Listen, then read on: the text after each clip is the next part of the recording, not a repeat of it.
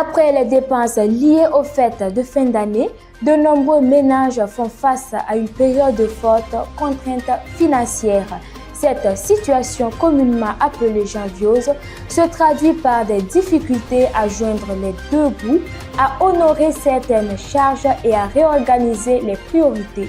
Décryptage des causes de ce phénomène et des réalités vécues par les populations tout de suite dans cette édition. La CAN Maroc 2025 s'achève plus tôt que prévu pour les étalons du Burkina Faso éliminés par la Côte d'Ivoire aux portes des quarts de finale. Une sortie prématurée qui suscite incompréhension et déception chez les supporters. Micro ouvert à ces passionnés de football qui livrent leurs ressentis et partagent leur analyse sur cette contre-performance. À découvrir dans ce journal. Madame, Monsieur, bonsoir et bienvenue. En ce début d'année 2026, je tiens à vous adresser mes vœux les meilleurs. Que cette année vous apporte santé, paix et espoir pour vous et pour vos proches. Merci de votre fidélité. Place à présent à l'actualité. Nous ouvrons cette édition avec la fièvre financière du moment. Le mois de janvier est souvent perçu comme une période financièrement difficile. Dans le langage populaire, on parle de janviose pour désigner cette fièvre de difficultés économiques qui touche de nombreuses personnes après les fêtes de fin d'année. Même si le mot n'existe pas dans le dictionnaire, ses effets, eux, sont bien réels. Qu'est-ce qui est à l'origine de cette situation? Cécile Sawadgo a tendu son micro. Suivez ce reportage. Après les fêtes, place à la réalité. Pour beaucoup, janvier est un mois long, éprouvant, parfois même un mois de galère.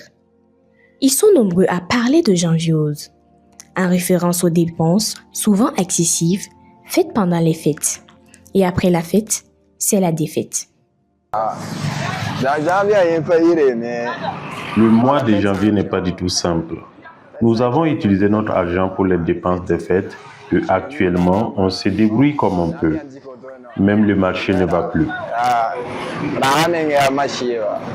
De mon côté, c'est un peu compliqué. Après les fêtes, là, on a eu à prendre notre argent, on a dépensé sur la fête et après maintenant, c'est devenu très compliqué avec les factures de courant, factures d'eau qui viennent d'arriver. Ça fait qu'à l'heure là, c'est compliqué. Et en plus, le mois de janvier là, elle est plus longue. Donc c'est très compliqué. C'est très compliqué à supporter. Moi particulièrement, le mois de janvier, pour ne pas dire que c'est un mois très dur avec moi, mais c'est pas simple. Voilà, on a pris nos argent, voilà, pour les dépenses, pour la nourriture, pour des habits. Donc à l'heure là, c'est chaud. C'est chaud dans le frigo, mais on essaie de vivre avec. Vraiment, à l'heure la quotidienne, là, c'est pas simple. Même à midi, là, on n'a rien à manger, on est là seulement. D'autres, en revanche, disent ne rien ressentir de particulier. Pour eux, cette maladie de janvier serait surtout liée à une mauvaise gestion du budget et à un manque de prévoyance. Le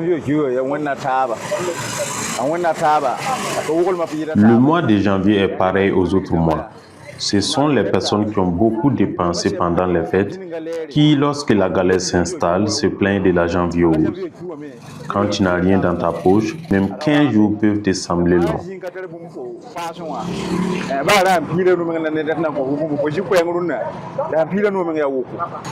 Bon, moi personnellement, je ne sais pas, hein, mais affaire de janviose, moi je n'ai vraiment pas quelque chose à dire dessus.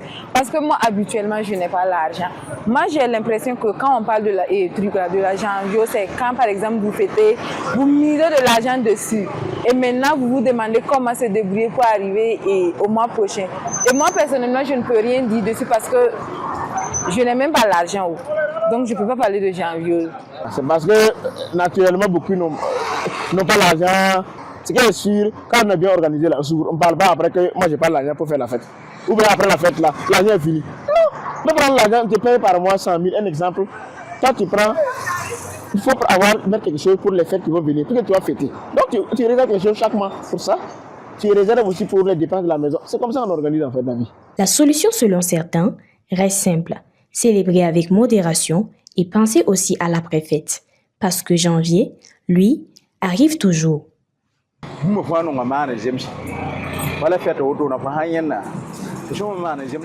Toute chose doit se faire avec modération. Si tu célèbres les fêtes au-delà de tes moyens, au point de vider toutes tes économies, après les fêtes, tu es obligé de repartir à zéro. Je conseille donc aux gens de faire très attention afin de ne pas se retrouver à pleurer après les fêtes. Un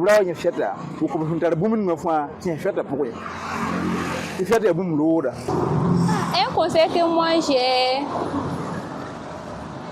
dans le mois de décembre, tu vois que c'est bizarre, là, faut pas forcer. Moi, personnellement, l'année qui vient, là, si je trouve que c'est bizarre, là, je force plus. Monsieur ne gère plus à l'heure, il n'y a plus monsieur même. Il n'y a plus monsieur. Il n'y a pas monsieur pour gérer, donc on se débrouille seul. Entre réalité économique et habitude de consommation, la janviose reste une épreuve pour les uns et une simple impression pour les autres. Une chose est sûre, mieux anticiper ses dépenses pourrait bien être le meilleur vaccin contre cette fameuse maladie de janvier. Nous parlons philosophie à présent. L'on se pose souvent la question suivante. L'homme peut-il se montrer cruel envers ses semblables, parfois sans raison apparente? Conflit, rivalité, violence, l'agressivité humaine ne disparaît jamais complètement et surprend même en période de calme. C'est ce questionnement que soulève le dernier numéro de Questions d'existence. L'homme est-il un loup pour l'homme? L'élément de réflexion dans ce compte-rendu de Jamila Comparé. Violence, tension, conflit. Dans de nombreuses sociétés, la brutalité humaine refait surface lorsque les règles s'effondrent. Une idée ancienne refait surface alors. L'homme est un loup pour l'homme. Mais que signifie réellement cette expression? Il faut retenir tout simplement que de l'entendement de Thomas Hobbes à l'état de nature, c'est un état de jungle où les plus forts dévorent les plus faibles. Et de ce point de vue, l'homme devient une menace pour son prochain. Mais c'est à l'état de nature, je précise bien, c'est à l'état de nature que l'homme a des tendances agressives. Pillage, règlement de compte, violence spontanée. À chaque crise majeure, le constat est souvent le même. L'effritement du cadre social et institutionnel ouvre la voie à la loi du plus fort. Rousseau dit, à l'état de nature, l'homme est libre, heureux et bon. C'est l'état de mauvaise socialisation, c'est-à-dire le jour où les gens ont commencé à vivre en société. Il a appelé ça l'état de mauvaise socialisation, où c'est un état de société sans liberté. Au départ, c'était un état de liberté sans société. Les hommes vivaient naturellement, ils vivaient libres, heureux, ils étaient bons. Quand ils ont commencé à vivre ensemble, naturellement, les injustices et les inégalités naîtront. Et ainsi, l'homme va perdre sa liberté à l'état de nature. Parce que dans cette mauvaise organisation, les plus forts vont dominer les plus faibles. Dire que l'homme est un loup pour l'homme, c'est rappeler qu'en absence de règles, de repères et de moralité collective, la peur peut transformer la société en un champ de confrontation permanente. Une réalité qui interroge notre rapport à l'autorité, à la solidarité et au vivre ensemble.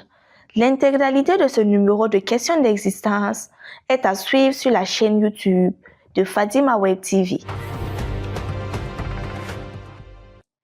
Comme annoncé en titre, la CAN Maroc 2025 n'a malheureusement pas été un joyau pour les étalons du Burkina Faso. Après un parcours plein d'espoir, l'aventure burkinabé à la Coupe d'Afrique des Nations s'est arrêtée face aux éléphants de la Côte d'Ivoire aux portes des quarts de finale. Une élimination douloureuse pour de nombreux supporters.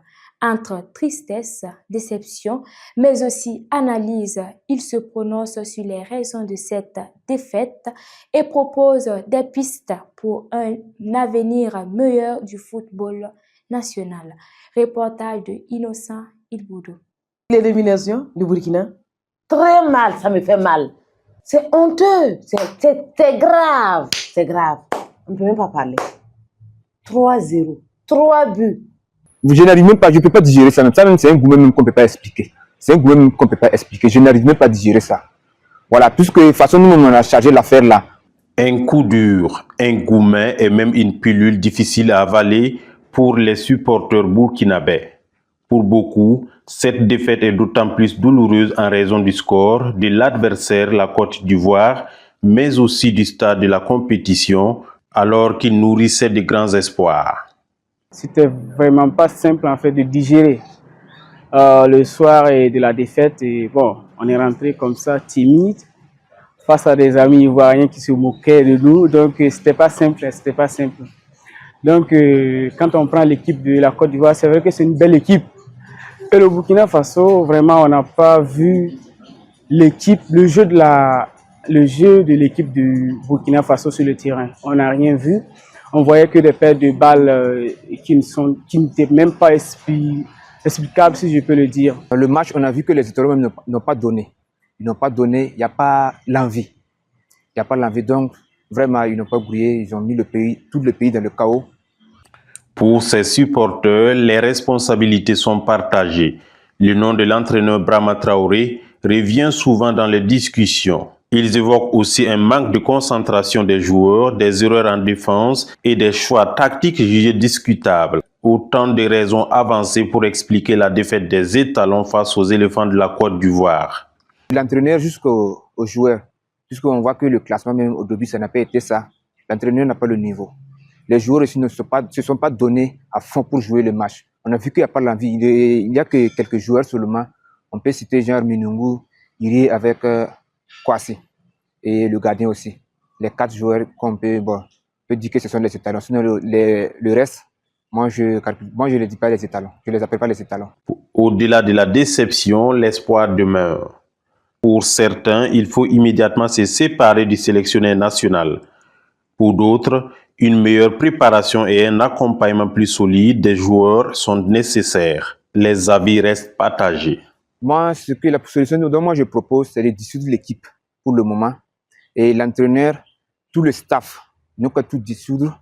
Voilà, puis ils vont réorganiser. Voilà, il y a des locaux, les U17 qui sont là. Et voilà, ils peuvent commencer à regarder les enfants là, les encadrer un peu. Et puis on va essayer de construire une équipe qui sera soudée, une équipe qui va se battre pour la patrie. Sinon, avec cela, nous-mêmes, on n'espère plus encore. Non, la solution, c'est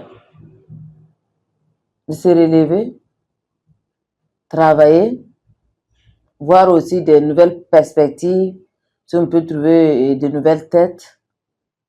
Et pour vraiment, il nous faut vraiment une étoile. On a envie aussi d'avoir cette étoile-là.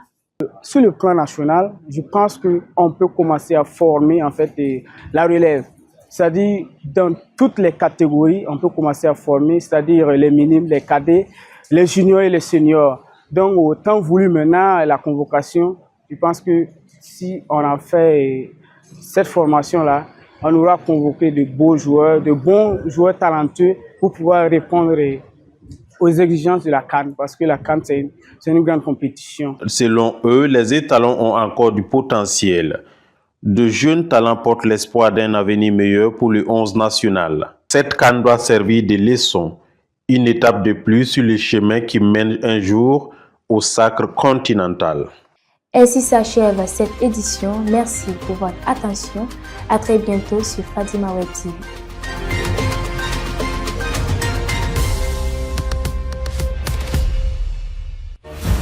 Fadima Web TV, les racines de l'actu.